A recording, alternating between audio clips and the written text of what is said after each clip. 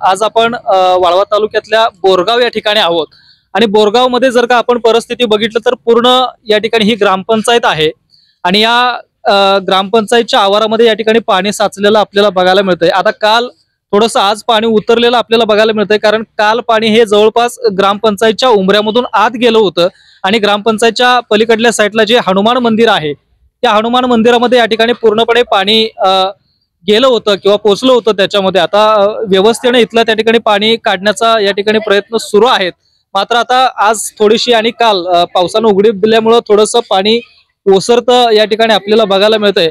आपल्यासोबत काही स्थानिक आणि ज्येष्ठ नागरिक या गावचे आहेत, त्यांच्याकडून जाणून घेऊयात की नेमकं कशा पद्धतीने इथं वातावरण असतंय। मामा काय सांगाल, आपल्या पूर्ण आता ग्रामपंचायत मध्ये देखील पाणी येतंय? हो, या ठिकाणी कृष्णा नदीच्या तीरावरती बोरगाव वसलेला आहे। या ठिकाणी बऱ्याच वेळेला महापूर अलीकडे यायला लागले। 2005 पर्यंत हे नियंत्रणात होतं। कोयनेचं धरण जे बांधलेलं आहे ते महापूर नियंत्रणासाठी आहे, परंतु तरी सुद्धा त्याचं लक्ष आपल्याकडे तसं दिसून येत नाही।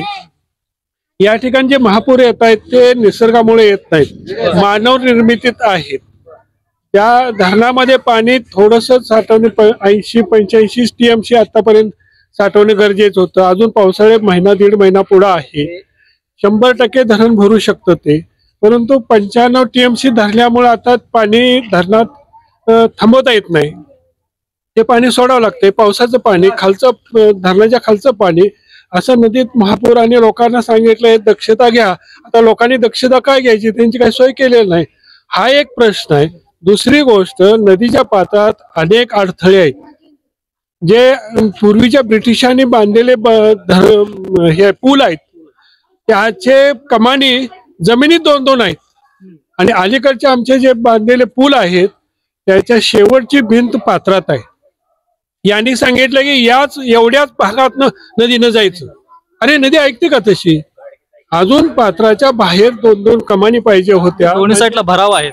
हा भराव आहे, भरावामुळे पाणी थटतं, त्यामुळे कमानीच नाहीत, पाणी जाण्यासाठी वाटच नाही।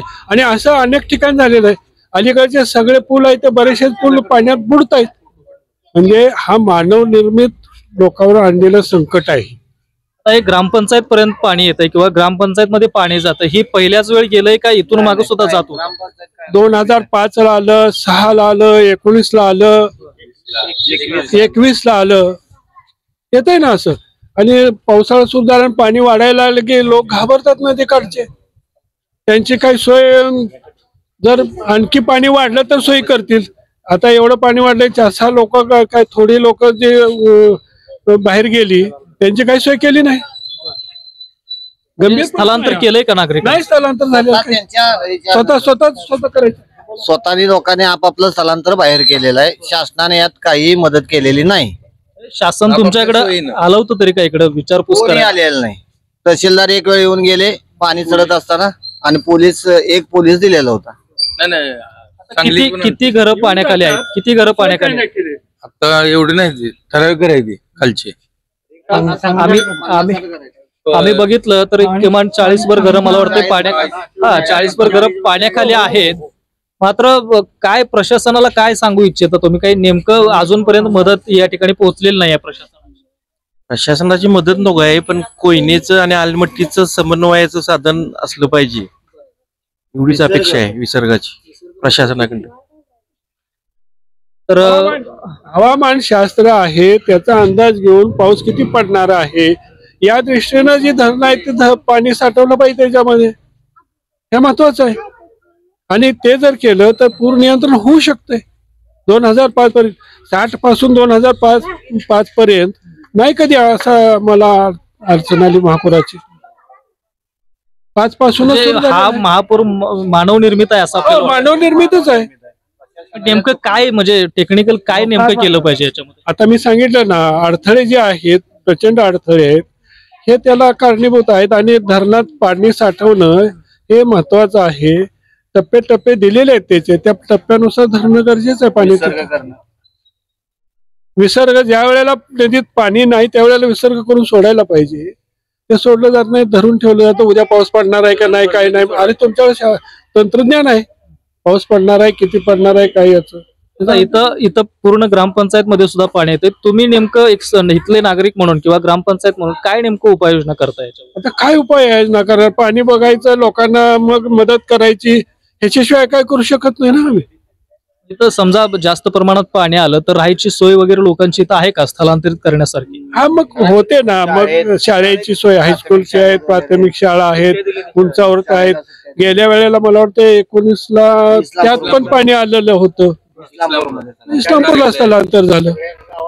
हो फार गंभीर परिस्थिती निर्माण होते आणि गरिबांचं पाणी येऊन गेल्यानंतर घरात 2 महिने दुर्गंधी असते रोगराई पसरते त्या घरामध्ये राहणं मुश्किल होतं अशी परिस्थिती असते.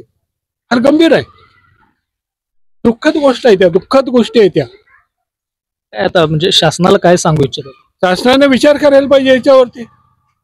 विचार करण्याची गरज आहे. रस्ते मुरुंच्या रोज बांधलेले आहेत भराव टाकलेले आहेत याच्या पाण्याला अडथळा होतोय याचा विचार केला पाहिजे त्यांनी.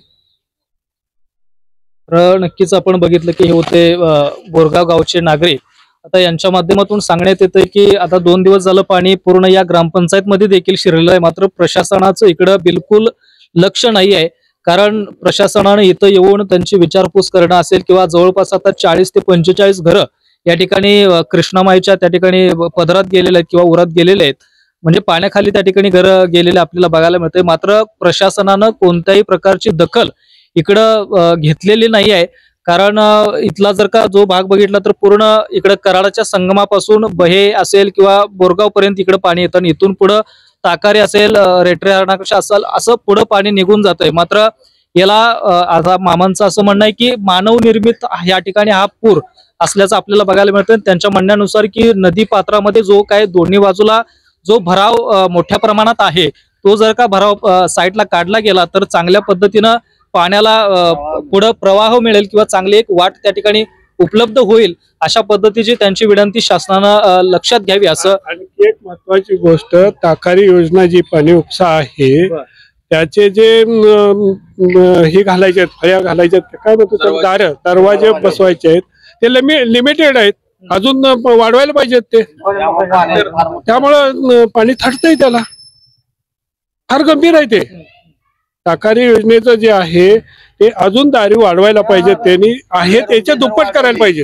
आहेत त्याच्या दुप्पट करायला पाहिजे म्हणजे पाण्याचा लोट निघून जाऊ शकतो तो पूर्णपणे जाऊ शकतो. एका रात्रीत पाणी चढायचं एका रात्रीत पूर्वी असं पूर येत होतं पण एका रात्रीत पाणी पात्रात जात होतं. आता तसं होत नाही.